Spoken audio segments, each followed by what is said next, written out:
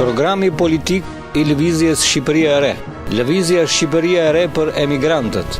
Lëvizja Shqipëria e Re vlerëson se shteti ushtron përgjegjësitë e tij ndaj shtetësve dhe bashkëkombësve kudo ku jetojnë. Lëvizja Shqipëria e Re synon për kujdeset veçantë ndaj emigracionit shqiptar, që ai të gëzojë të gjithë të drejtat qytetare që i garantohen nga legjislacioni ndërkombëtar.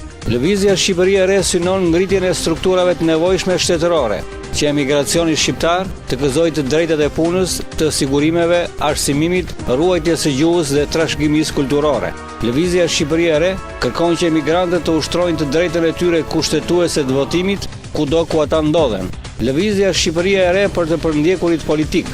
Lëvizja Shqipëria e Re vlerëson se ishte përndjekurit politik janë një kategori shoqërore që për shkak të njohura historike kanë vuajtur pasojat e ashpra të politikës totalitare, ende nuk janë të rintegruar dhe as kanë pasur kujdesin e nevojshëm të shtetit për të përfituar të drejtat e mohuara. Lëvizja Shqipëria e Re është e angazhuar të përkujdeset që kjo shtresë të gëzojë të gjithë të drejtat që i përkasin sipas kushtetutës dhe ligjeve në fuqi.